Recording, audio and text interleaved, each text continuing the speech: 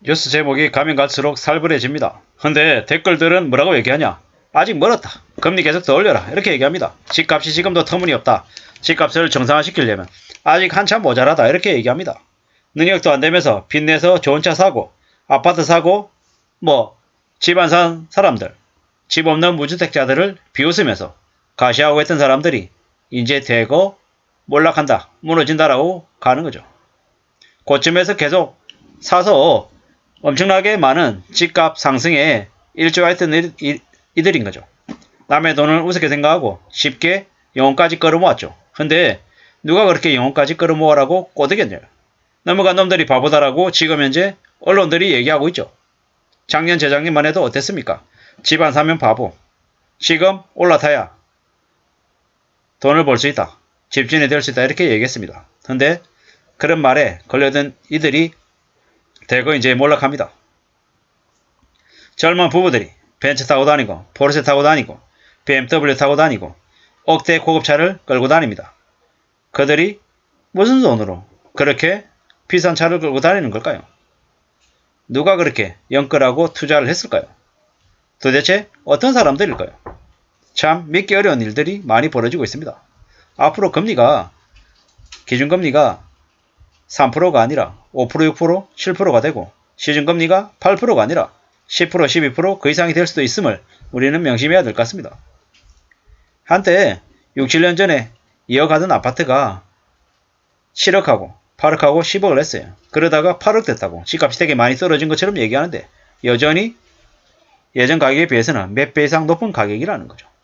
집값이 오르면 자기가 똑똑해서 빚내서 이득 봤다고 자랑하고 다니고 부동산은 무조건 우상향이라고 경제 흐름을 잘 읽고 아주 현명한 결정을 한 것처럼 가시했죠. 집을 사지 않은 사람들에게 벼락거지라고 조롱하고 떨어지면 정부 탓하고 온갖 욕을 해댔죠. 근데 지금 어떻습니까? 영끌러들이 이번에 무리하게 욕심낸 걸 이제 서서히 깨닫게 되어가고 있다는 거죠. 1억 빌려가지고 집을 사면 2년 뒤에 2억을 벌 줄 알았습니다. 근데 1억 빌려가지고 10년 뒤에 2억을 갚는 게 아니라 1억 빌리면 10년, 20년, 30년 동안 3억, 4억을 갚아야 될 거다라는 거죠. 정신 바짝 차리고 살아야 됩니다.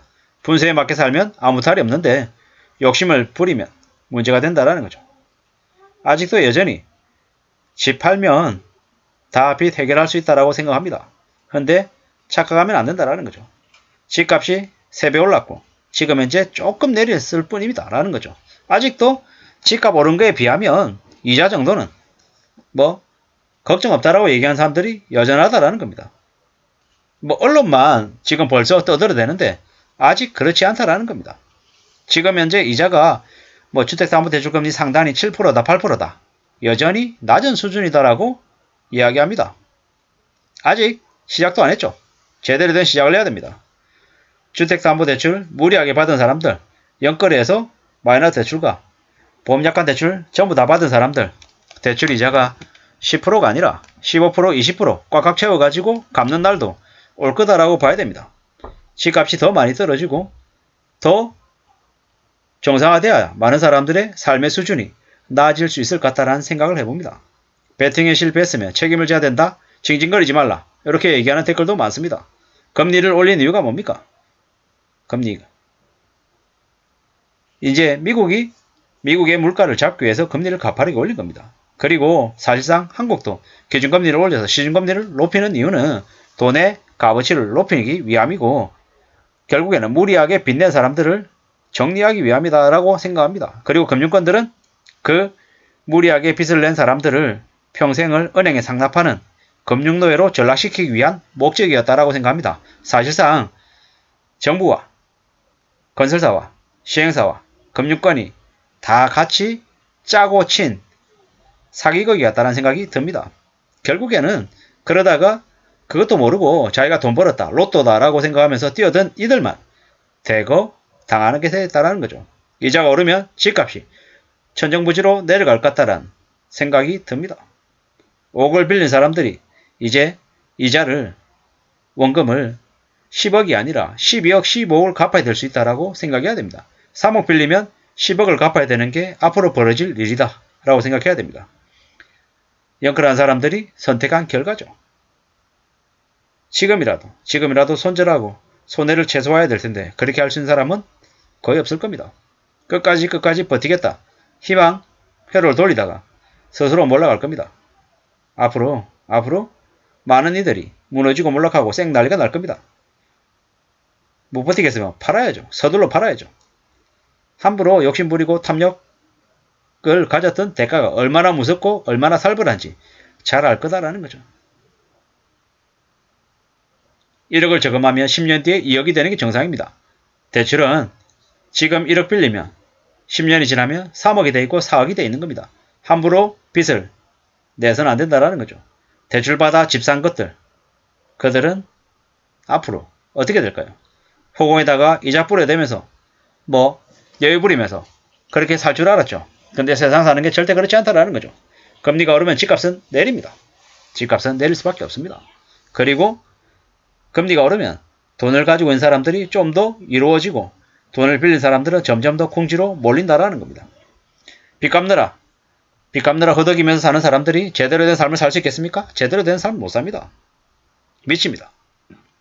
정신 바짝 차리고 살아야 되고 정말로 쉴 새 없이 허리 한번 제대로 못 펴고 일만 하며 살아야 됩니다. 빚진 사람들의 삶의 말로가 얼마나 비참한지는 우리는 멀리 가보지 않아도 잘 압니다.